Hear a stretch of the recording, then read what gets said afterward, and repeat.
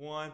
What is going on, guys? Welcome back to another episode of Slevtek's Roundtable. Today is a very special episode because we have the OG, the Slayer of bots. We have Savage_2Cs. What is going on, man? How you doing today?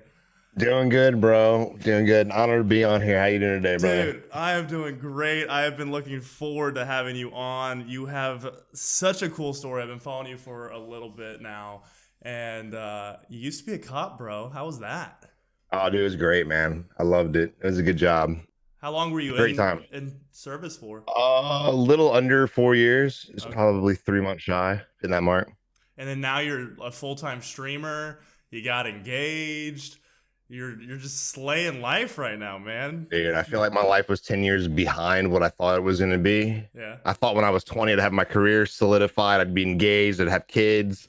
When you were but 20? It came a little late. Yeah, it's kind of was the plan, dude. I tried planning everything out and it never really worked. Dude, I feel like that's kind of how it always goes, though, you know? Oh, for sure, dude. When I was 20, I was working on living on a boat in the Bahamas working. So that was no kidding. Yeah. I did that for about a year. But I'm gonna have to get a podcast on you, bro. That sounds awesome. Yeah, I've had a bit of an interesting life. That awesome. used to be a professional ballroom dancer, even though I don't know how to dance. That's an actual fact. What? Like a Magic Mike type thing going on? Only on the weekends, bro. Only on the weekends. Okay, I like it. I'd compete that's professionally. the VIP exclusive. Exactly. Yeah. That's that premium Snapchat, if you know what I'm talking about. Exactly, dude. But bro, let's kind of get into like your first love of like gaming. How'd you start kind of getting into the gaming scene? Dude, so I've been gaming since I was 5, dude. Back when the NES was out. Okay. I think it was 93 if I had to guess. And I played Super Mario and Star Fox, and that was kind of my ish. I love Star Fox, dude, and that was kind of my first love with like aircrafts. And that kind of continued on. You'll understand why like aircraft's so important with my gaming history. But like I remember wanting an N64 growing up. My mom surprised me with an N64, dude. I went outside. I was like 6, 7 years old. I opened all my presents under the Christmas tree, and I was so let down because I didn't have an N64. I was so butthurt, dude. And she's like, go outside and get the paper. So I go outside, and there it is, sitting right there. Mm-hmm. Next to the door is a box, the N64, and then the rest is history, man. Yeah, dude. What was the game of the N64 that you got? Star Fox was my number one with that one as well. I love that game. I never really was good at Super Mario on that. I couldn't never get it, dude. But Cruising the Coast was one of my favorites. Trying to remember all the games back then. I think Mortal Kombat was one of my favorites. Tony Hawk, of course. Yeah. Oh yeah. So the 64, did you ever play GoldenEye? Yes, I did. That was my first ever first-person shooter experience. I was 2. You must have been like 11. 8, 9. 8 or 9. Yeah, 9. Yeah. It's probably about 3rd, 4th grade. So yeah, it's probably 11, 10. Okay. That might have been my first person shooter too, to be honest. No. I played Soldier of Fortune on computer. Okay. Dude, try to go back and play that now. I did that about a year ago. It is impossible with the one little joystick. Dude, I don't know how I did it, dude. I don't, man. It's like I haven't even played Xbox in a couple years, and I tried to like use the Xbox controller. I was thrown off, dude. Yeah. And what controller do you use for the PlayStation? Do you have have 2 scuffs that I switch out whenever one breaks. I send off one, and then I use the other one. It kind of works perfectly. Dude, what are your thoughts on that? Because Scuff makes a great controller when it works, but it's just the caveat that it's typically going to break at some point inside of a year, most likely 6 months. It's like I thought that, I mean, I'm probably super rough on my controller because I hold it with a firm grip, but I bought the Astro C40. I've used the Sony PlayStation controllers. I've used the Xbox Elite controllers. I've used the Scuffs. I've used everything that's got OG titles to it. I haven't used Battle Beavers and the I think it's called the Ace controller, or I can't remember what it's called, but I don't know. I just don't think there's a company right now that can really make a solid controller just to last 1 freaking year, dude. If I could just find that one company that makes it last, that'd be great. I think stick drift happens way more now than it did back with the N64 controller. Dude, yeah. And I didn't even remember when those would get a little loose. You know what I mean? Yeah. You get the chalk around the edge too. You'd have to wipe the chalk off. It was so bad, dude. So bad. Man, the wiping of chalk, the blowing of cartridges. Those were the days. those were like the multiplayer days though, where you got like all the kids in the neighborhood coming together for a tournament. You know what I mean? I Oh, that's remember true, dude. I was 2 years old when I got my hands on GoldenEye. My brother's 8 years older than me, and so all of his buddies would come over, and they'd be at school, and the only time that I could play was when my brother was at school, because otherwise he'd be on it. And I just remember just memorizing the maps. Nobody could beat me after a certain point. Like I would just like crush every single one of his friends. And I was like a little secret weapon. It was pretty dope. I didn't even know how to read, but I would just slay fools. But did you play any sports growing up? Or I know you're a very competitive guy, so I just want to know where that kind of stems from. No, dude, I never played any sports. I would play soccer and stuff just on the side, never for an actual team. I played flag football a couple times. But no, I never played sports, dude. My mom growing up tried to protect me. So like I wanted to play football real bad. All my friends did. And my dad wanted me to, but my mom was just no. So I was more of an outside kid. I would always ride my bike around the neighborhood and kind of just stick off with my friends. I've gone through life actually taking breaks from gaming for many years. Like I would go 2 years without playing a game and I would come back to it and just grind for 5 years, and I'll take a 2-year break and then grind for 5 years. It's weird, but I've always been a closet nerd, to be honest. I love it, dude. I love all the geeky, nerdy stuff. It's just in me, my blood. Yeah, no, I'm the same way, 100%. Because I was a big time swimmer I swam competitively from the age of 5 to 18. I turned pro when I was 16, and did pro for 2 years. But I was definitely, I would say I was closeted, but I wasn't like, the door wasn't shut. You know what I mean? Like if people would ask about it, I would go ham on it, you know? But unless people asked, I didn't really like tell anybody. And yeah, dude, it was, oh man, I even like, I dabbled with like Dungeons and Dragons a little bit. I've like full sended the nerdisms that you can that you can go into a little bit. But it's fun, man. You know, you got to use your like creativity, your imagination, and things like that you can't normally do otherwise. That's what I feel like. I feel like a lot of people who are into games and things like Dungeons and Dragons, things like that, like we have a more broad imagination. I felt like whenever I would get away from gaming and start like being an adult, I would just lose that imagination, that creativity, that edge, you know, that gives us a benefit to creating content. Yeah, it kind of keeps in touch with our like inner child. You know what I mean? Yeah, exactly. So high school, you went through high school. After you were done with high school, what kind of happened after that for you? I went to college for about a year and a half, and this is actually how I got into policing, which is, it's a crazy story. My whole life, I planned my entire life I was going to join the military. My granddad was a naval aviator. He was an officer. My dad was a Marine. My brother was a Marine. My great granddad was in the army. My aunt's in the army. My entire family's in the military. Sure. So I'd always been bred and had it in my head I was going to join the military since I was the age of 3. And I'm kind of rewind a little bit. My gaming career, actually, I really got hardcore into gaming between the age of 9 and 12. I was doing combat flight simulator games. So I would play Combat Flight Simulator 1, 2, and 3 created by Microsoft. Great games. I would literally I probably have 10,000 hours within those 3 years. So that's exactly what I wanted to do. I wanted to be a pilot real bad. Pretty dope, man. So I go through high school, and when I graduate, I go talk to recruiters and everything. And I was in ROTC in high school, so the recruiters were really like, we were friends. So they weren't going to screw me over. They told me, hey, look, you're blind as shit. You're not going to be able to be a pilot. What do you want to do? And I was like, well, if I can't be a pilot, I really didn't think that far ahead. I was like, let me go to college. Let me get a few years under my belt and figure out what I want to do. So I go to college. For about a year, I did computer science, and then I had no idea what I wanted to do, dude. I was just lost. And my roommate at the time joined the Marine Corps boot camp. So I had to get another roommate. And I just so happened to room with somebody who was in the criminal justice program. Okay. And he was our RA. He was our floor like leader. He'd take care of all the problems and stuff like that. So I ended up being his roommate. And about 2 or 3 months in, he's like, dude, look, he's like, if you don't know what you want to do in life, he's like, go on a ride along, bro. You might fall in love with what I'm doing. I was like, okay. So I went back to my hometown and went on one ride along, dude. And the first time I ever sat in a cop car, dude, I got the most adrenaline calls ever. We had one thing where they had to actually draw their weapons on a vehicle. We ran code, which is lights and sirens, 3 times that night, and I was just hooked and in love. So at that point, I realized this is what I'm going to do. I applied the next day, And I think at the end of the semester, they approved me for the police academy in March, and I dropped out of school, and that was it. And so you were like 21, 22 at that age? Yeah, I was 21. 21. Wow, Mhm. man.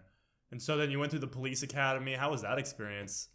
I've Dude, only seen the movie Police Academy with the dude with like the siren great voice. movie. Great movie. So I don't He know got how the real that skill is. too, bro. I mean, police are we're a fucked up breed, and I think that's a lot of my personality now with streaming. And dude, it's just there's times you have no. Excuse me. Police Academy was actually fun, dude. I liked it. Made lifetime friends. A lot of these guys. Actually, one of my friends, my old roommate, and my old partner, he's on live PD. He's a canine officer, so he's done really well with it. What's But it was Live awesome, PD? dude. Is that like it's a a show? TV show on A&E. Oh, Yeah, wow. Okay. it's like That's really it's like the new modern day cops. Bad But boys. exactly. But man, the police academy was awesome. I think the hardest part I struggled with was the academics. I was never really like study focused. I would just kind of wing everything, and luckily it worked out. Yeah, no, definitely. And how long was the academy for? Was it like 6 months, a year? So I went in through the reserve program. I tried going full time. They didn't have any openings, so I went through reserve, which is basically you work for free. Okay. So I went through that way to get my foot in the door, and that was a 6-month program. Normal academy is about 3 months. Okay. Cool. Do you typically have to pay for the academy if you go in, if you want to do the academy and you're not sponsored by a department, you can pay, and it costs I don't know how much, but I know it's a lot of money. But since I was hired on with that department, they pay for everything. Oh, that's pretty cool. So you did that for 4 years. I'm sure you have stories up the ass. Yeah. A lot locked away in the vault that I'd never talk about, and there's a lot that just come to me that I love to talk about. Some fun experiences for sure. Some things you never think you'd see in life that you just see on a daily basis. What's one of the most memorable that you're comfortable talking about? Is your stream, is this rated Dude, R? I'm gonna put a disclaimer. This is a conversation, so however you want to flow is however you want to flow.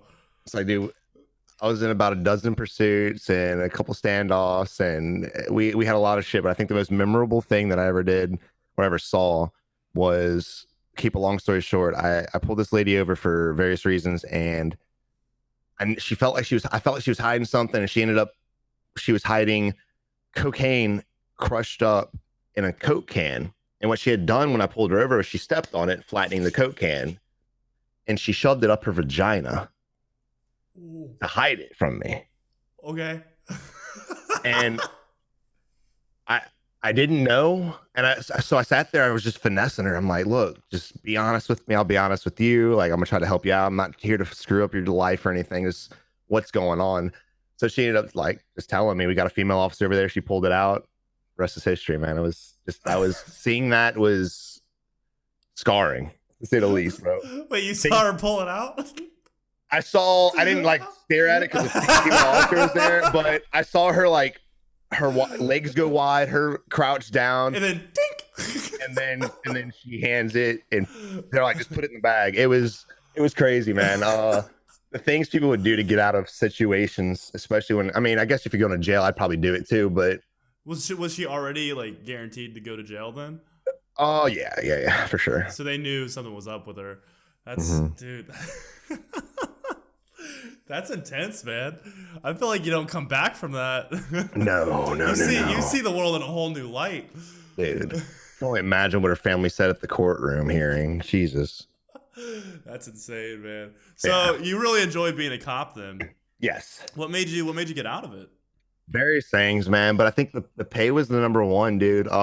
It got to a point where it was like, if I was eating, if I was doing anything other than paying bills, it was breaking me.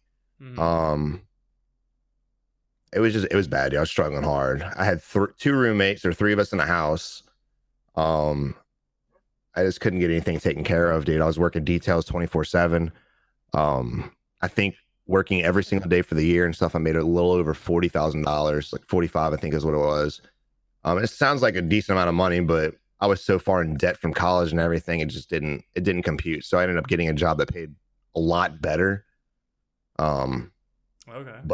But I ended up regretting it, dude. I miss being a cop. I still miss being a cop to this day. And it's been 7 years now. Jeez, man. You're an old man, bro. I know, dude. I feel it. So, you got out of it. You started. How did you get into streaming then? What's that journey like? Because you're not definitely like an old streamer by any means. I'm not gonna I'm not gonna throw shade there, but you're definitely not a young streamer either. You know? No. But you've created an audience and a community based off of like kind of your dry humor, which because I've been in your streams quite a bit and I love it. Like you just call people out and you're blunt and it's just like, this is who I am, you know, and I respect that. But how was that process? Like, how'd you get into it? How are you enjoying it? Kind of stuff like that. So basically my entire like work history, I left the police department, got a job that paid really well, hated it, ended up working a medium job just to pay the bills. Sure. Got a really good paying job. Basically, I've always flip-flop jobs. I get tired of things real quick. But a friend of mine actually was like, look, dude, I was at a dead end place at one point. I was depressed, had no money. I was going broke. It was bad. He's like, dude, look, you have a computer? This is like a Step Brothers scene. He's like, I see a computer. I see a gamer.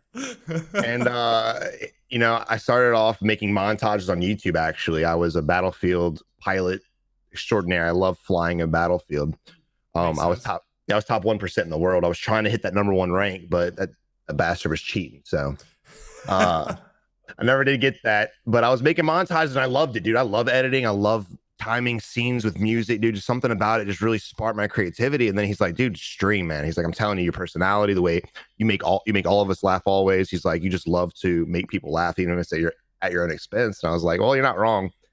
And I loaded it up one day and it literally like that, dude, clicked. I never would have thought that a month after I started streaming, I could do it full time.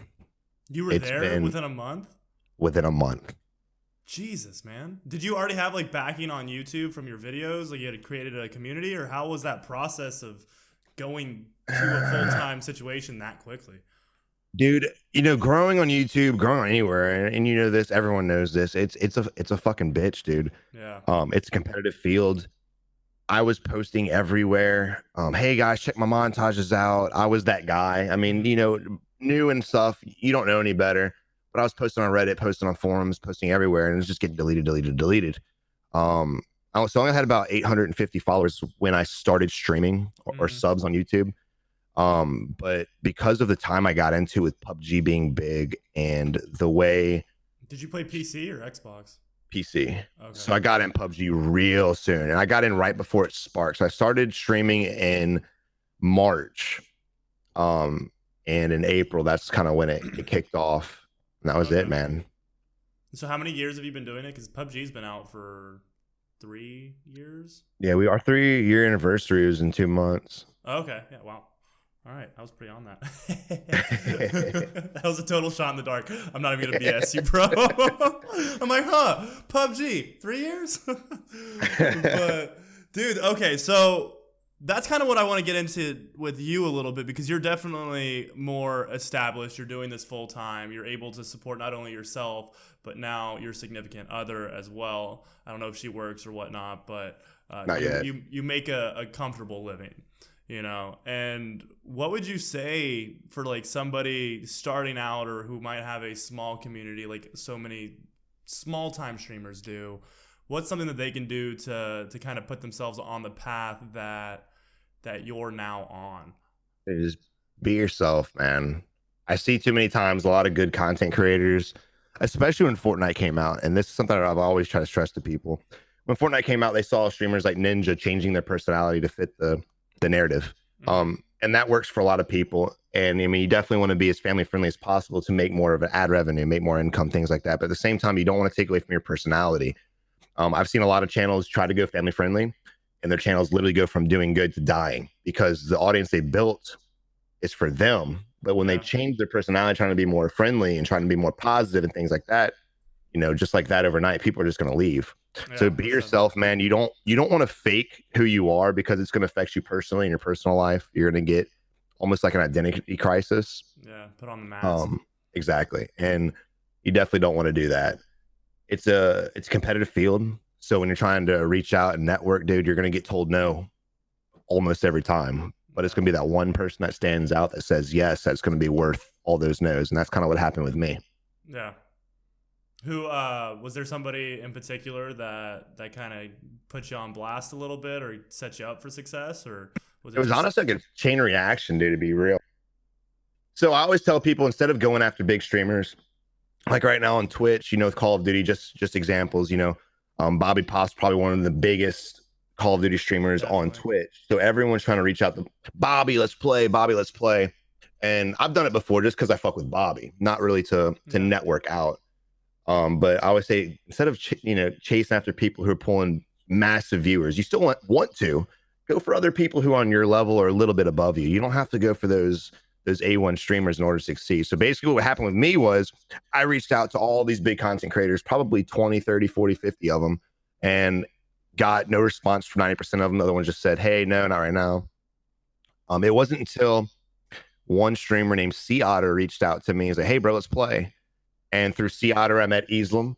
hmm And through Islam, I met Bluebeard, who's another guy I played with. And then through Bluebeard, I met Cross, okay. FaZe Cross, or former FaZe Cross. And me and Cross, dude, we linked up like that. Personalities, everything was in sync when we literally became like just best friends. Sure. So we played together all the time. And then through him, I met Drifter. And through Drifter, I met Elite Shot. And now You I'm know all playing those with, guys? yeah. And Damn, then man. I play Okay. with Dr. Lupo. So it's That's like, so cool.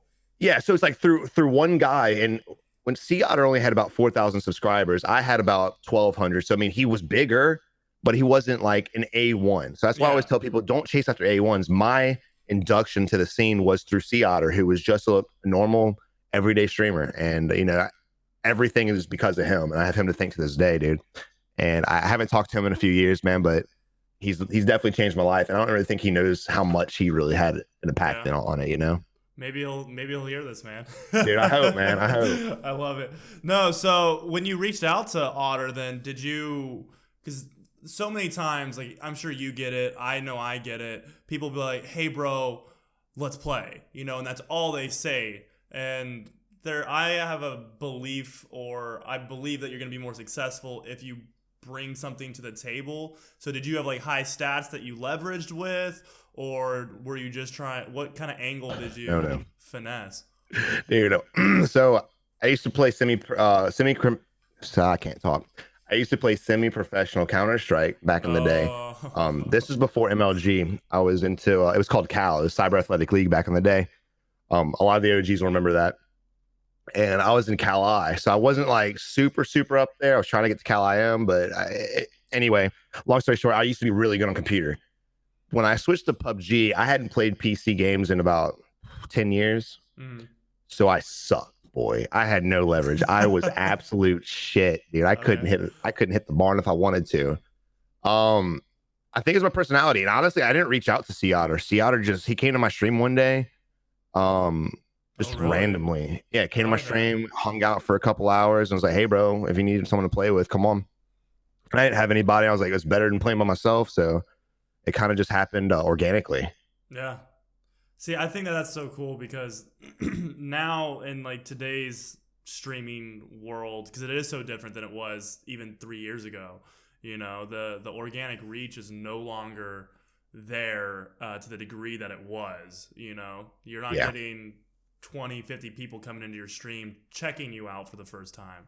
It kind of has to be word of mouth, and you have to do things a little bit different. And I think that's where people streaming now that are in a smaller community or just a smaller time streamer, they are trying to stream like it was or like it is 3 years ago, and it's just it's not conclusive to what they're doing. And they're grinders, and they put in countless like hundreds and thousands of hours of streaming, but at what point is it a diminishing return, Right. for your time? Should you be investing more of your time into making videos that can be targeted, or like where do you think personally the organic reach is right now? Dude. That's the golden question, right? Man, it's like you said, it's changed so much. I literally got into the scene at the right time. If I would have started 6 months later when Fortnite got released, I wouldn't be where I'm at today. Yeah. You have games like Fortnite that really, I don't want to say ruined it, because it didn't. It helped it dramatically, but it helped streaming as a whole. But as far as new content creators, Fortnite brought out probably 60% of the Twitch streamers right now. If I had to guess, either A, people started with Fortnite, or B, people saw how much money Ninja was making, how much money so and so is making, and how much money they jumped on the bandwagon. Whether it's body painting, whether it's Fortnite, whether it's Tarkov, whatever the case may be. Did you say body painting? Yeah, we ain't gonna get into that. I was like, hold up, wait, what? Yeah, Twitch has evolved now, man. It's not just about gaming anymore, bro. There's way more to it. Yeah. Oh man. Yeah. So what do you think like somebody can do now that will give them like, how can somebody market themselves? Let's say they have a great personality, they're themselves. What tip would you give? Because a lot of people look up to you. Do you know what I mean? Or is there a tip that you could give, or just kind of just wait it out, see if you could find something that strikes? It's weird changing my advice, man, because when I first started streaming, I'd always tell people, just grind, dude. Even if you're working, just put 4 hours a day in, have a set schedule, things like that. But all that's out of the water now. I really don't know what someone could do to get out there, because, and I have it happen to this day, people come to my stream, hey, you want to play? Hey, I have a channel, stuff like that. And there's just ways to handle it. But at the same way, if you handle it the right way, you probably won't even have your email read and things like that. So I definitely say, don't go to people's channels self-promoting. That's like number one common sense. Yeah. Always email them, always DM them and stuff like that. But at the same time, if you do that, you might not get a response. You probably won't get a response. My email is my DMs, and I'm a low-level streamer compared to these top guys. For sure.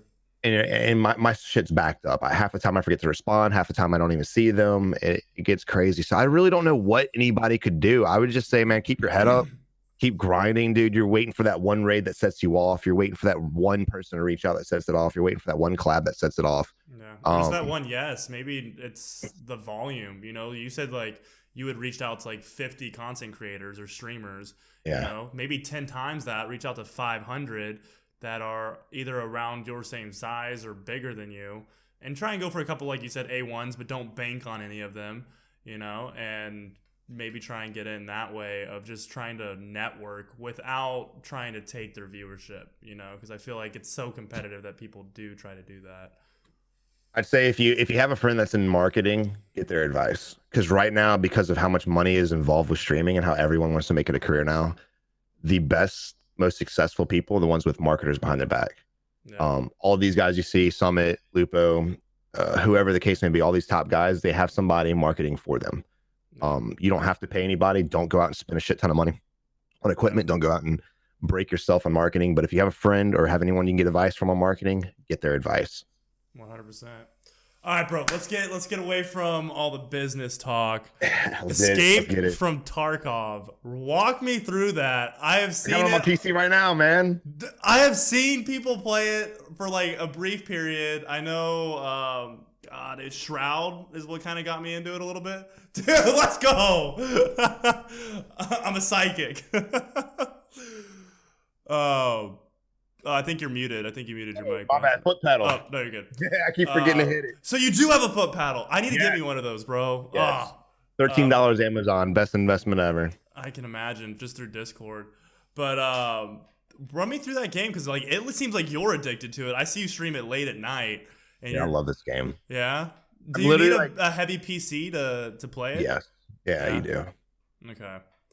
But what's it all about? I know it's like a looting system, and you kind of, what you collect, you have to go to like a extraction point, and then you can keep it. But what's the appeal for you? So I've always said, like, World of Warcraft, right? The number one thing about World of Warcraft and why it was so successful was because of the endless amount of content. Mm-hmm. I remember back in high school, dude, you had World of Warcraft brought everyone together. You had cheerleaders, football players, soccer players. You had the athletes playing the game. You had the teachers playing the game. You had the nerds playing the game. All of us were playing the game. Everyone. And because there was so much stuff, if you had that helmet or if you had that vest, you were that guy. Like, it was something to flaunt. And that was kind of the last of its era, honestly. World of Warcraft, there's really no other games like that. Maybe Warframe. I'm not sure. I haven't really played it. But mostly now it's, pay to win, pay to get this loot. Or it's super easy to grind now. Like World of Warcraft now, you can get everything in a day. This game kind of brings that back, man. I think that's what's so appealing, is the fact that it takes you countless hours to get that gun built or get that gear set, or you can lose it in one match, right? You can lose it in a match from anything from dying or disconnecting from the server, bro. It's it's so hit or miss, and it's rage inducing, bro. But like, and you've seen me rage on games, but when I rage on this, it's different. It's just a quick like, oh fuck, that sucks, and I'm on to the next. Yeah. It's just something about just like push it away, get it out of your head, and let's go for the next match so I can get that shit done, you know? Yeah. So is it close to like Call of Duty play style, would you say? Or is it very different, more like PUBG-esque? PUBG. But what's the objective of it? There's really I don't really know. There's no end game. So basically you have dealers where you have missions you can do and stuff like that. And the missions help level you up. It helps you get gear cheaper, helps you get ammo cheaper. They'll give you rewards and stuff, weapons, backpacks, things like that. There's a currency form in the game? There's a currency. They have money. They have the 3 different currencies. They have rubles, US money, and then euros. They also have Bitcoin, and they have these little trading tokens as well that you can use. So the currency is pretty crazy. Is there like a pay to win aspect to it? Can you? No, you can't. Money? Oh, that's you can't buy anything. The only thing you can buy to get an edge, and I wouldn't really say an edge. There's a $80 copy, $120 copy, $150 copy, and $180 copy of the game. And basically, like if you die, you have this thing called a pouch. If you have anything in your pouch, if you die, whatever's in your pouch, you keep no matter what. The more expensive copy you buy, the bigger the pouch, more shit you can save. So you can save your best gun. Well, the pouch isn't that big, so the guns take up a lot of slots, so you will lose your gun, but you can save, like, say you find like this badass key card or this awesome statue you want to sell. It costs a lot of money, or like basically anything you can sell for a couple $100,000, you can put in that stash. But when it comes to gear, backpacks, helmets, stuff like that, you can't put them in your stash. So it's like I said, it's not really pay to win. It's not really an edge, but it does help you make money faster. Okay. What do key cards do? There's different key cards. One will give you access to an actual like key card exclusive map. You can't play the map unless you find this key card, and the finding them is I'll say pretty rare, but it's not common. Okay. You can always buy them on the marketplace, but it costs millions. So it's not something, Joe Blow will load up the game and let's go to key card labs, and then, things like that. Okay. All right. So I have a question for you. I have a i7 9700K, good processor, right? I have a horrible graphics card, but I only have like a one streaming like PC setup to like game on and play. What do you think that there's a graphics card that I can throw in that would allow me to stream Tarkov as well as play it? What do you have for a graphics card? Dude, I don't want to talk about it. I need a graphics card. It's like if I were to look it up right now and tell me to just buy a new one. Dude, I don't know, man. Like I said, Tarkov's probably the most PC excruciating game that I've ever played in my life, and PUBG was probably next back in the day. I don't know if you could stream this and play it with awesome FPS and decent graphics and stuff like that. I mean, when I play it now, about 30% of my processor is being used. Okay. So I mean, do you have? In my gaming PC, I have an i7 7820X, the extreme processor. Oh, wow. In my streaming PC, I have the 9700K as well, like you do. Yeah. So I don't know. You might be able to play it. Like I said, my game only uses 30% of my processor. I don't know how much my video card is actually using. I would assume a lot. So I mean, it's probably possible. I have a 1080 too. 1080? Okay. 1080 Ti or just 1080? No, this is normal 1080. Okay. Do you know if the 20 series is better? Like the 2080? 20 series is better for like ray tracing, and of course it'll give you a little bit better usage out of it. They're coming out with the 30 series this year, so I've been holding off to buy the 20 series because they're just coming out with them so freaking fast. Yeah, they just came out with it like last year, right? Yeah. That's insane. It's like they released a 10 series, and that was it. Now every year they're just coming out with another series. Graphics cards are evolving faster than games are now. They're taking the Apple approach. Exactly, dude. It's like there's like 4 games on Earth that have ray tracing. This is already about to be obsolete. It's crazy. Yeah, dude, that's insane. So what's your favorite game right now? I know Blackout's a huge staple for you, but what are you like most excited for? I think right now Tarkov is probably my favorite game, but my excitement is around Last of Us 2 and Cyberpunk. I think everyone's with Cyberpunk. Ooh, Cyberpunk's gonna be dope. I've been streaming like competitive games like PUBG. I was super competitive. I was trying to get the top 10 rank, and I hit it 2 seasons in a row with Islam as my duo partner. Nice. But when Blackout came out, man, I played it hardcore for like 3 months and just got tired. And I'm honestly I'm kind of numb. I don't really want to play competitive games anymore. I just want to have fun. So I'm kind of Okay. looking forward to like these single player games coming out. I gotcha. So you kind of like put the Blackout on the back burner a little bit. Yeah, I mean Blackout. When I play Blackout, we about 150 viewers to about 250, depending on the day. When I play this, we're about 30 to 70. So it definitely takes a hit. The channel takes a hit, but here recently, I'm more of a firm believer in having fun, and your viewers will have fun with you, Nice. than just kind of like thugging through the misery. Because Sure. eventually, your viewers are going to see it. They're going to. Does that stress you out though? Because this is your full time job, making a adjustment in that viewership. Does that kind of make you fearful of like the income aspect or the monetary aspect? Oh yeah, of course, dude. I've tried switching games before, dude, and I ended up looking for jobs. It gets bad. I've had 2 months where I tried doing what I'm doing this month, and it almost killed my channel. Mm-hmm. And that's kind of where I'm at with it right now. But fortunately, even those 30 to 70 people that watch this game, my community has been and always will be extremely supportive, and I'm very fortunate for that. Yeah. If I need to switch back, like if things get rough, I need to switch back to COD, I will. But I'm trying my best not to. One, Yeah. COD's basically dying off anyway. At least Blackout is, because it's such an old game. Yeah. And two, I want a new viewer base. Sure. I built my community off PUBG, which was a brand new game for me. Never played it before, and that's kind of what I'm doing again. I'm just rebuilding in the channel, and plus I switched from YouTube to Twitch, so I'm still rebuilding in anyway. Yeah, most definitely, 100%. It's funny that you started on PUBG because I did PUBG on the Xbox. I've never been a mouse and keyboard guy. I've just never put the time in. Oh, it's so But much time. when they came out with it on Xbox, I grinded it hard, man. Like I had a duo partner, everything, and there was one point where I was top 100 in my kill rating for like all of Xbox. Let's And go. At that point, I grinded, bro. I was like, I want to get top 10. I want to get my name on that like top 10 leaderboard, and then just capture it, and then I'll be good. Yeah. It took me about 3 weeks, bro, of just like straight grinding. I couldn't get less than 10 kills a game without it just dropping significantly. Ended up getting top 10. At that point, I was like, fuck it. We're going for number one. Took me another 3 weeks. Ended up getting number one and I was on there for about a week. But dude, that game was so much fun. I liked it because it was more tactical than that of like Blackout. You had to play a lot more slow. It felt like I was actually like in it, like what it would be like a simulation almost of real life, And there's no better feeling than leading the shot and hitting it in PUBG. It's great with the Paladin and Blackout, but there is no better feeling with getting a bolt action in PUBG from a distance and just downing a dude. Dude, the ballistic system in PUBG is still to this day, I think, one of the best there has ever been.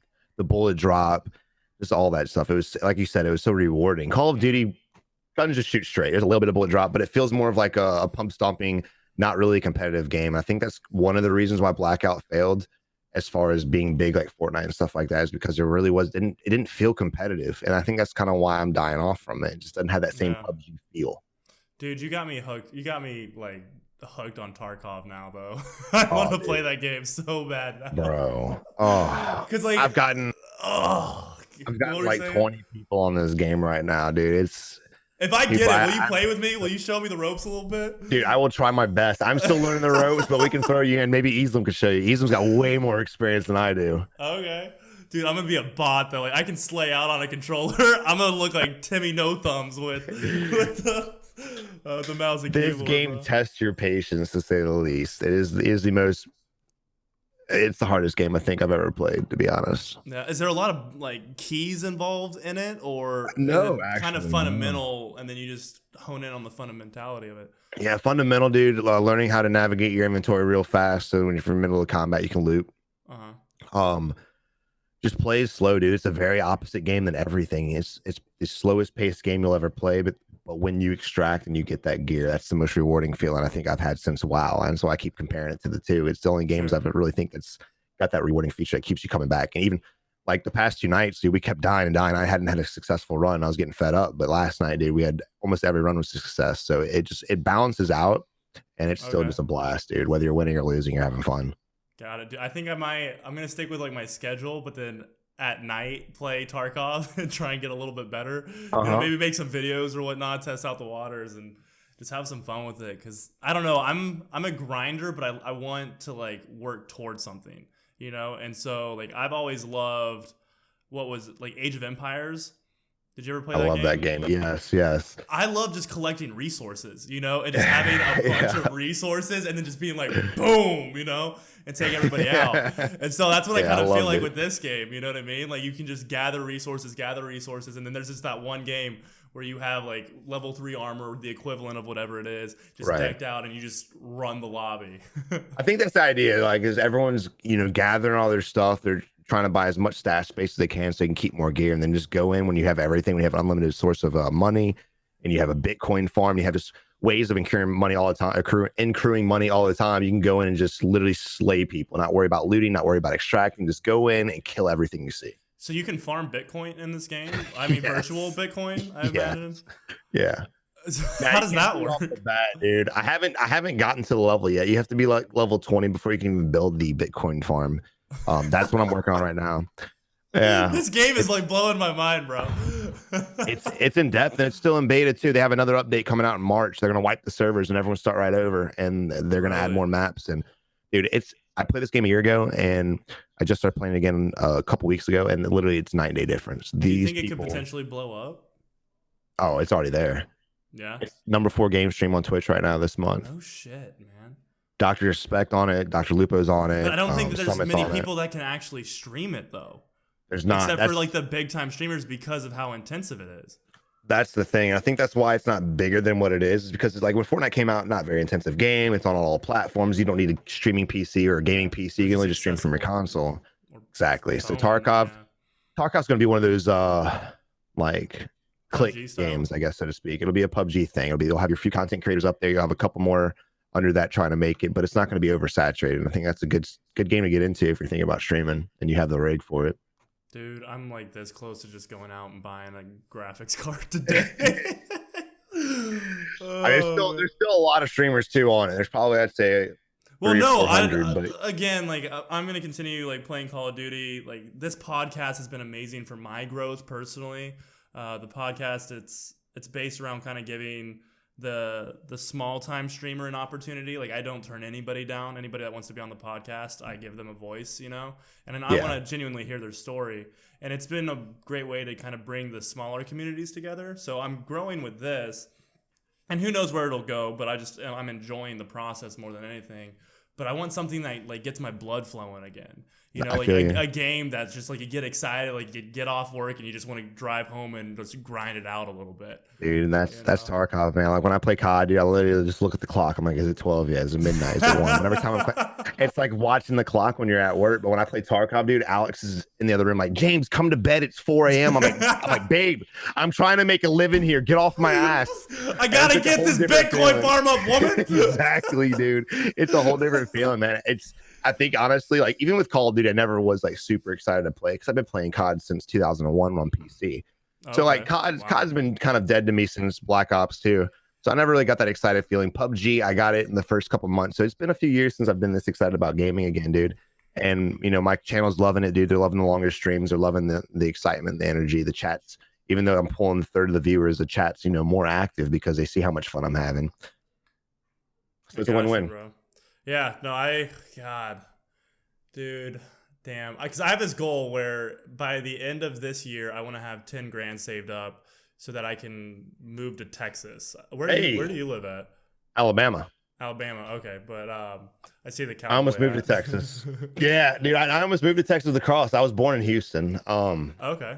But yeah, me and Cross almost got a house in San Antonio, and that's actually how I met Alex. The house fell through. And I came to Alabama, and the rest is history, man. That was it. Dude, that's awesome. Yeah, no, I just want to move out there because, like, I'm good at Call of Duty, and I know that if I put in the time and I compete, like, in wagers and things of that nature, I could go pretty far in it. Yeah. But Arizona is one of the 4 states, because I currently live in Arizona. It's one of the 4 states that you can't compete in online, like, tournaments. I did not know that. Yeah, it sucks. It's like that, Maryland, Tennessee, and I believe, like, Utah. Oh no. Yeah, it's like one of the 4, because we're so like right-winged. But Yeah, dude, it blows because there's like tournaments like the red, like code red, things like that. Like Yeah. I can consistently drop like in tournaments when there's like something on the line, 15, 20 kills in They're like so dumb. They blackout, could make you so know. much money off the tax revenue, dude. Dude, honestly, but I think it honestly has to do with like the Indian reservations, Oh, true. and things Yeah. like that. So they're making a whole lot more off of the casinos, but it is what it is. But I'm looking to save like practically everything. I even got like a part-time job because I'm a swim coach at night, Oh, no shit. Let's go. Yeah, swim coach at night, and then I have like swim meets on the weekends I'd say like 2 or 3 times a month. But I got a job. Nobody actually knows this, but so they're gonna learn something about me too today. But do you know what Zara is? Mm-mm. It's like a European style like clothing store. And so I got a part-time job there kind of stalking, it's not glamorous or anything like that, but it allows me to save up a little bit of money. Dude, you gotta do what you gotta do, man. Right. 100%. But 10 grand, man, I want to be out there, but dude, I want to get this game so bad. I think it could actually be beneficial to the stream too. It provides a different flavor, Yeah. I like games like this because it brings me a little bit of an older crowd, my age. So I can relate to people in the 30s, 40s, 50s, 20s, things like that. Sure. That's what I love about games like this in PUBG. That's why I never played Fortnite, because when I did, I got the younger viewer base, and with my language and my personality, they don't need to be around that.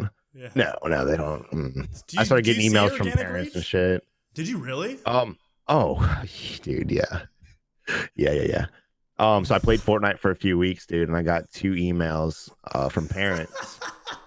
I had a lot of parents come and chat too. I mean, it could have been trolls as far as the chat situations, but yeah. Sure. One lady reached out to me. She was really nice too, man. I wish I had still had the email.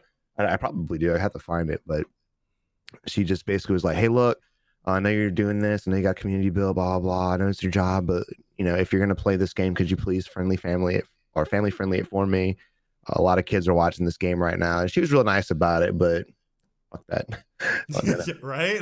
Like, my personality, dude, like, I want to surround people who have the same personality as me. So like that's why I never believed in like faking your personality to succeed, because 100%. you make it more of a job than it needs to be. My favorite part about streaming is streaming itself, not the game. I like talking to people in chat. I like communicating and hearing their stories and celebrating birthdays and like just having friends, man, because I spend half my life with these guys. Yeah. You don't want to make your community a bunch of viewers that can't relate to you, and you have nothing to talk about but the game. That's what I always tell people when they're starting streaming. There's a viewer for everybody. There's a streamer for everyone. And what that means is, like, you might not be famous, might not have 15,000 followers and things like that, but you're gonna have a few viewers that fuck with you for life and will ride and die for you because they have the same personality you do. 100%. And you'll never find that if you're not actually yourself. No, not at all, dude. And there's a lot of people that'll see through the bullshit. There's a lot of people that won't see through the bullshit, and I see it today. And I mean, you see it all the time. People faking it till they make it, but eventually it'll come out, it'll unravel, and they'll fall apart, dude. Never. Yeah. So that's why I said at the beginning, what you have in your advice, just be yourself, man. Yeah, literally, like, just legitimately. It's so cliche, but it doesn't mean that it's any less true. You know what I mean? And I'm not the only person with a personality like mine. There's a lot of people like me on Twitch and YouTube and Mixer and Facebook, but not many compared to the rest. Probably 5% of us streamers. Yeah, and I almost believe that, like, almost niching your personality, because it is the one thing that sets you apart. But if you try to be family friendly, and let's say you're not orthodoxly that way, then you limit yourself on actually being discovered, because you're trying to appeal to everybody, and therefore you appeal to nobody. Exactly. Exactly. I'll be watching like Summit, and he'll host somebody or raid somebody or anybody else, and you just see instantly, like, when you get hosted, like, for the first couple seconds, you see the streamer, then they realize they're hosted, and instantly their personality changes. That's something you don't want to see. You want to have someone host you, and you just continue being yourself, man. It's like when people are like, "I'm so nervous if I get to play with so and so. I'll be so nervous." It's like, don't be nervous. Everyone's just a person. We're just gamers, dude. Like, we're supposed to bring each other together and sit in the community together. We're not supposed to like separate ourselves based on status and popularity. And this ain't high school. This is a business. It's a fun area for us all to be together. 100%. And honestly, I fuck with chat more than I do with people in real life, because when you're reading comments, dude, people in your chat, they can hide behind the keyboard. So whoever they're acting like, that's who they are. You know, they're not faking. If they're being dicks, they're an asshole. If they're being nice, they're not nice people. Yeah. In real life, you know, you don't have that luxury. So I love streaming to meet people and things like that, dude. Yeah. No, me too, 100%. I only have like, I'd say 2 close friends in real life.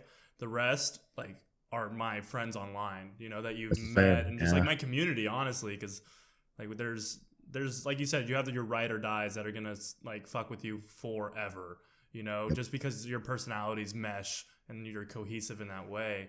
And like, I don't know, you know Miss G, right? Miss Giggles. Yeah. Dude, me and her talk like every night on the phone. I love we'll talk about the stream. We'll talk about like what's up and coming. You know what I mean? Yeah. Like she was talking about like how you were like, yeah, like let's do the podcast. I was like, let's go, girl. I've been excited to, man. Dude, I think one of my like longtime plans, like I would love to be a podcaster, you know, but I would love to even more be on them because I've never had anyone ask my story and shit like that before. So there's a lot. My chat doesn't even know that I can't get into because we don't have the time to get into it, you know? Yeah. Well, dude, I always say this, if I think that the conversation between us is flowing really well, but like I'm totally down to do more episodes, you know, in the future. Oh, yeah. And try and get 100%. A little bit more into it because you're right. An hour isn't that long to fully understand somebody, you know, but also like with this podcast, it's building relationships, not just between like you and me, but between like you and the people that are going to be watching this, whether that be your viewers, my viewers, or somebody stumbling upon you. You know what I mean? It allows them to kind of get a better insight into who you are, which makes you more relatable, you know, kind of going back full circle to being yourself, you know? Right. So being yourself, man, that's what it boils down to. Yeah. All the time. Like I always get people in my chat, and I know you're trying to like we're trying to keep it short, but no, we can go, honestly like with this, I'm loving this. Like we'll go past the hour. I just put an hour just in case people need to go and do something else. No. I think like one thing I always want to stress to people, and I get it in my chat all the time. People see my personality, they'll come to my chat, they see my personality, they'll see I'm teabagging someone, calling them a bitch. Hope your mom fucking throws your PlayStation out the window, things like that. And then they leave and they never come back. And then like I had someone actually the other day tell me, he's like, I watched you stream on YouTube. I literally left within 5 minutes. I thought you were horrible. He's like, I came back, dude, and I just realized that you're just a fun person. And he's like a lot. He didn't think I would be like that. And I'm trying to form a sentence around this and I can't, dude. But basically like people get a first impression. As a streamer, you always make first impressions, and that's very, very important. But for my personality, I believe like there's a lot of people out there who are going through depression. There's a lot of people out there who are going through a lot of shit, and they want to get distracted, right? Yeah. When I was going through depression, when I wanted to be distracted from life, the last thing I wanted to see was family-friendly streamer. I didn't want to see positive, happy-go-lucky. That shit made me sick. What I needed for me that dark humor. I needed dark humor. That's what I needed. That's what I needed to survive. And honestly, I mean, shit like that saved my life. And I've gotten dozens of emails saying the same thing. So it's like when people see my stream, they're like, "Oh, he's a terrible streamer. Oh my god, he's so horrible. He's probably causing depression." It's like, no, it's exactly the opposite. Yeah. Like I said, there's a viewer for everybody. There's a streamer for everybody, and I'm that streamer. Not everybody wants to see positive, happy-go-lucky streams. Not everybody at all. But it's just like what you said. It's dark humor. You know, it's not like you're going after them maliciously with ill intent. You know what I mean? Right. It's just boys being boys. It's gaming, it's competitive. So it's like when I teabag you and I say I hope you die and stuff like that, like it's just like after that match, it's love. You know, I tell that to other streamers I play with, I tell that to friends, I tell it to my own parents, dude. It's like if we're gaming, I'm in that competitive zone. And it's like humor nowadays between when I was gaming in Modern Warfare and Counter-Strike, dude. I mean, the world is more sensitive now. I mean, look at comedians and stuff like that. You have Eddie Murphy back in the day talking about sex, sucking dick, and just cursing. And then you have Kevin Hart, and don't get me wrong, he's fucking hilarious. Definitely one of the best, but he doesn't say stuff like that at all. And it's just, you know, we live in a day and age where back when I was growing up, I was surrounded by all the lingo and cursing and things like that, and the sexual humor. And nowadays, streaming is a young man's game. It's your 18 to 25. That's where you need to be. Fortunately for me, you know, you have Dr. Lupo, you have Dr. Disrespect, you have Summit, so they're in their 30s. So there's still a little bit of hope for me left. Bro, you're making a full-time income. You made it, bro. Exactly. It's not your end goal, you know, but you're there, bro. You've done what so many people want to do or try to.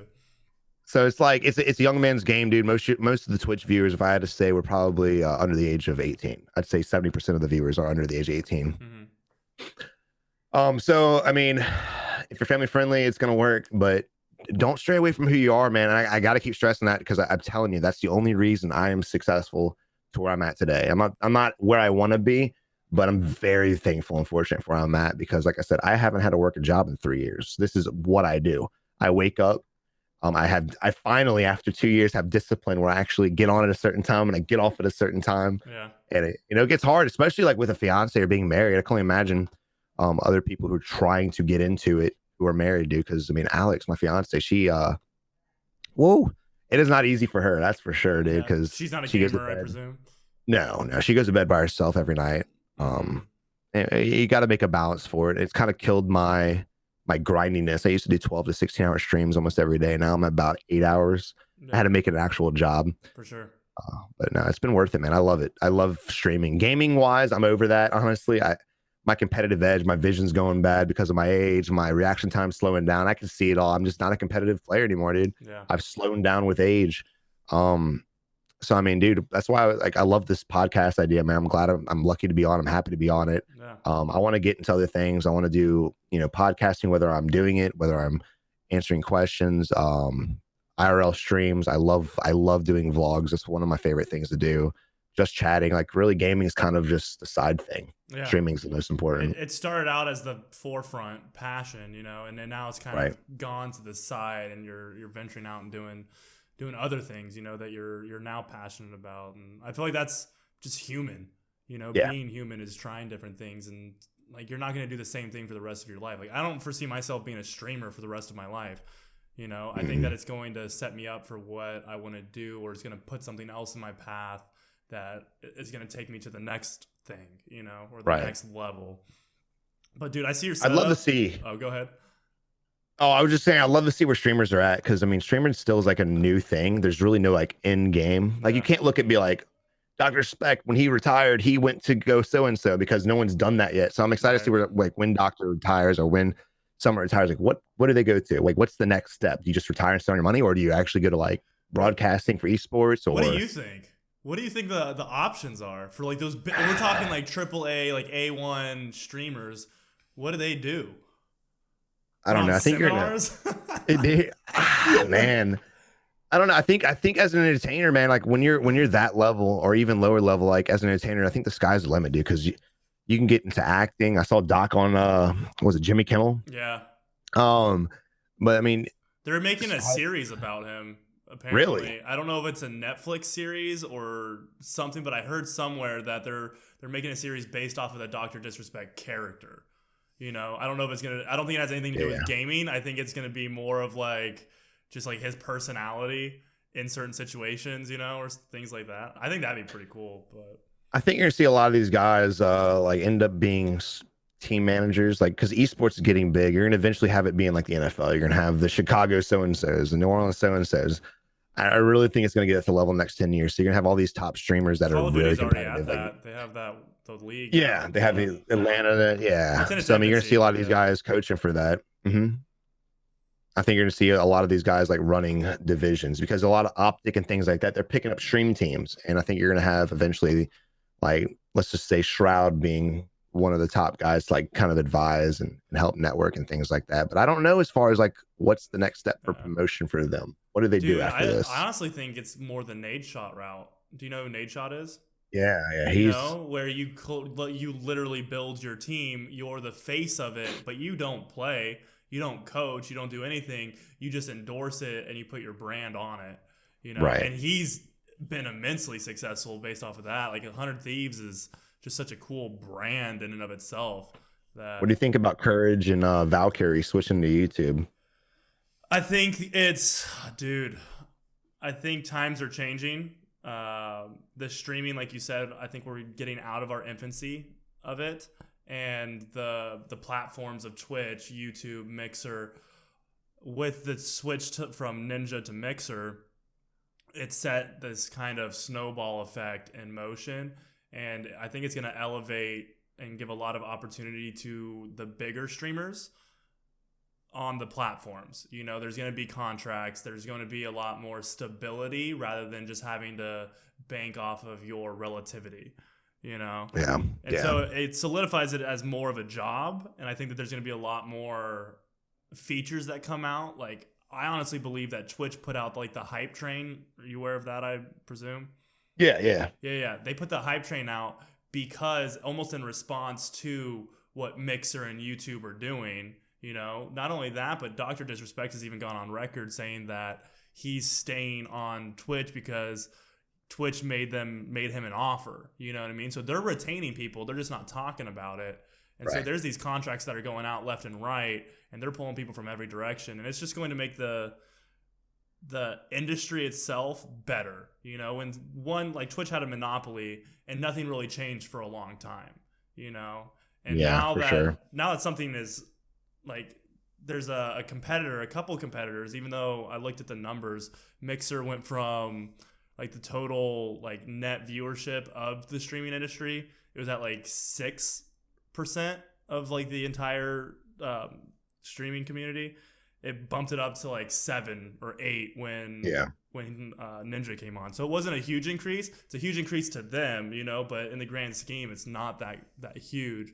But I think YouTube is Twitch's number one competitor right now. I just don't think YouTube has what it takes to pull it off, man. I don't. Yeah. I think you ever heard don't get in business with your friends? I just feel like that's what Fwiz and 100 Thieves did, man. And, you know, I come from YouTube. So there's a lot of bad blood with me and YouTube, dude, and what they did to my channel, what they did to a lot of people's channel. But there's reasons why Nikki H, One Shot Girl, and all these big YouTube streamers switched to Twitch, man. Stat and all these guys. There's not many left. I went on YouTube the other day and there were 21 Call of Duty streamers, 21, and only, I think, 39 viewers. Total? So, total for the entire Modern Warfare. Brand new game. Jesus. I see since Courage left, he doesn't stream as often. I'm not really familiar with Valkyrie, to be honest. I couldn't say. But what I'm afraid of is you're going to have a lot of these streamers who are in a position where they're finally on Twitch and they're finally like comfortable with making a decent living. And they're going to switch to YouTube because they see so-and-so switch. That's what happened with Mixer. I saw a couple of streamers leave Twitch for Mixer and go bankrupt. Channel's gone forever. I think YouTube's algorithm's too far gone. There's no way in hell they're going to be able to shake back that streaming life. Yeah, no, I agree. And I feel like Twitch, it's solidified itself as a gaming community. You know, it's definitely branched out into body painting and things like that. But I've even seen, dude, there's like, because I'm on TikTok too, because that's just kind of the relevancy. And there's like funny parts where they'll like make fun of Twitch streamers. And apparently in the TOS, or terms of service on Twitch, you can be in a bikini or like you can be in like provocative clothing if you're in a place that requires it. You know, like if you're by a pool, you can do it. So there's just these girls that'll like IRL stream by their pool. You know what I mean? Or I've even seen one where it's like that $10.99 like little kiddie pool that you get at Walmart. And they've got like a beach chair in it. Just lounging on a bikini. Dude, that had me rolling. Dude, it gets ridiculous. I mean, they're clever. These people are clever as hell for sure. I mean, $1's a dollar. Man, they're selling bathwater and exactly. How far do you sacrifice your ego and your self-respect for $1? Jesus Christ. I told people the other day, I said, dude, that's it. I'm doing a body painting stream this year. It's gonna fucking happen. I mean, my fiance was on Twitch, dude, and she never watches Twitch except for me. She's not a gamer. She's not into that. And they were recommending her a channel. She clicked it, dude, and there's this girl with her tits hanging out, literally just boobs, and she's painting. I'm just like, she's like, what the fuck is this? She's getting mad. She's like, what platform are you on? I was like, I don't watch that shit. These are your friends? Yeah, I was like, I have no idea. I don't stream with them. I don't know. I'm not cheating, I swear. I've never seen her before in my life. I don't know her name. I don't know who she is. She's nobody to me. Dude, that's awesome. Oh, a German Shepherd, bro? That's my baby right there. Let's go. Boy or girl? She's a girl. Girl? Okay. She's a girl. I'm an idiot. Yeah, she's a girl. Oh, man. Dude. Okay, so I'm seeing your setup, bro. You're a huge nerd. You got the pop characters. You got, is that, those are Legos, but is that Star Wars? Yeah, Star Wars Legos. It's Kylo Ren's TIE interceptor, and then you Uh-huh. have I don't know what that would be, the transport, I guess, the newer transport. Yeah, yeah, yeah. That was I the have one. They even had it on over the. here. Yeah, and then I see like Thanos. Charmander is my like, dude. Charmander's my homie. Like Charizard. I've got a lot, dude. I've got a lot of Forget shit. about. Damn, dude. I'm a big fucking nerd. So like when I was growing up, dude, I grew up. I don't want to say we grew up not really well off. You know, we were extremely broke and Mm-hmm. poor, and there was just things I wanted as a kid that I could never afford and get. And even nowadays, I mean, I got a lot of shit, but I didn't just go out and buy this in one fucking aspect. I go out and spend $10 here, ten Yeah, dollars this day. and you accumulate over time. Just getting the shit that I wanted when I was a kid, man. You know, Yeah, it's like why stop being grown up? I spent my entire 20s trying to be an adult yeah. and just do adult things. I quit gaming when I was a cop for 4 years. I didn't play a single game. Did you just fall Um, out of it, or do you feel like that was what you needed to do as an adult? I was so consumed with just being a cop, dude. I loved it. I literally would go out and I would work for other people if they had a family emergency or if they had like a family event going on or holidays. I would volunteer for all of it. I loved it. Okay. Working details and stuff. So I didn't like make a conscious decision. I'm just gonna quit gaming. It just happened, man. I think Black Ops 2, I played. That was kind of around the time I became a cop. So all I really did was play zombies and a little bit of Yeah. multiplayer, not much. Okay. Dude, yeah, that's crazy. I just find it so cool that like you're 31, you said, right? Yeah, And you're a kid at heart, bro. Like, but you have a guys like kind of mentality, where yeah. you're just a dude, but you also have that nerdy side, which I feel like this generation, like your generation and like my generation coming up, it's so different than what is normally like considered orthodox, and Right. what like a guy's guy is, like the jock versus the nerd. I feel like it's gotten so intertwined that you can be whatever you want It's to be. Yeah, I think with Fortnite making such a popularity, dude, I think it's kind of helping. Like, I don't know how high school is nowadays. I know when I was there, like if you were in games, you were a nerd. If you were in Yeah. sports, you were the jock, and there's kind of like a separation. Dude, I'm gonna stop you Because right of how I there. grew up. I Yeah, got so I coached kids for like swimming. I also coach like the high school group at times. These kids are saying like anime references, and these are like the popular kids. They're damn, like Nani, and I'm like, dude, what that's the what I'm hell? I would talking get about. my ass whooped in high school if I said that. And then like running like Naruto, I'm like, dude, like, 100%, dude. Yeah, like, yeah, let's yeah, go. But what were you No, saying? dude, dude. The way I grew up, man, it was just like I was friends with everyone. I was a nerdy white kid. I grew up in the hood. Mhm. Um, so I was friends with literally everyone. I was friends with the nerds because I was an ROTC and I wasn't. I was friends with football players. I was friends with just everyone. Yeah, So I never really got that.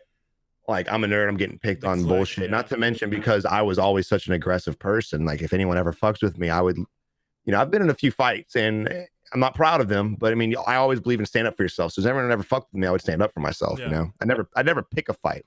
Back in high school, dude, I was 130 fucking pounds, so I was not intimidating in the slightest. I wasn't as big as I am You're that nowadays. Napoleon complex though. No, I no, can dude. Plus, I had a imagine. lot of friends that had my back too. So I Oh, mean, okay. so I never really got the high school like you're a nerd, Sure. you're shit on. So I'd love to see what high school is nowadays. Like you said, I mean, you got the jocks making Naruto references, which is fucking amazing, Dude, dude. I think it's awesome the way that it's going. Like when I was in high school, I only did about a year and a half of like Orthodox high school because that was so that I could get into like NC2A accreditation so that I could swim for Tennessee. But I did online before that, just focusing on swim. But when I was there, I was I was like the jock that people would like associate me with, but I hung out with the nerds. Yeah. So nobody really messed with me or like any of my like friend group, and they knew not to like talk about anybody or like make fun of anybody in front of me because I would just shut them down. Yeah. And I'm 6'7" and like a You're good 6'7"? Yeah, Jesus yeah, yeah. Christ. I'm like Atlanta the Giants over here, bro. Woo! Shit. Yeah. Damn. So nobody would mess with me, and I also know how to like defend myself. My father wasn't around growing up much. He was a baseball player. Oh no shit. Yeah, he played for the Cubs. Damn. And but you'd be surprised. Like you think people that are just in major league make a lot of money. Definitely not the case. They ended up separating when I was like 8, and Oh, shit. so like my mom had essentially to raise me, and her mantra growing up, this is definitely not a PG stream now, but her mantra was, your mama didn't raise no bitch. Even from like the age of like 3, like I would be in like the grocery store getting like a hissy fit, and she'd like pinch me. She'd be like, hey, like knock this shit off, like your mama didn't raise a bitch. But sounds like my mom, right? She would host fight night on our trampoline every Friday night with the neighborhood kids. And let's go. I started fighting. Put it all on the trampoline, bro. Put it all on the trampoline. Yeah, all on the trampoline. 3-minute rounds or 5-minute rounds, and we would legitimately start off with the Rock'em Sock'em gloves. You know, Yes. and then we upgraded to the Hulk gloves, which were like those like plush, and then eventually like 8-ounce boxing gloves. And dude, I learned how to take a punch. You know what I mean? Once you learn that you can take a punch and you're not made out of glass, like you can stand up for yourself a lot better. More. And like exactly for me, I don't care if I get my ass beat. I'd much rather get my ass beat and stood up for something than cowered and not have done anything. Oh, I've gotten my ass beat hundreds of times, dude. I've always had a smart mouth. I've always been witty, dude. I would piss people off. I've always been good with words and trolling people since I was a little kid, and I've had a lot of bloody mouths and nose from that shit, dude, for sure. Yeah. But I didn't have a dad growing up. I got my stepdad when I was 12, so like I never had that father figure. So I would just fuck with people just to piss them off. I love it. Yeah, I don't know why. I've always been a troll at heart. Yeah. No, definitely. Do you have any brothers or sisters, or only child?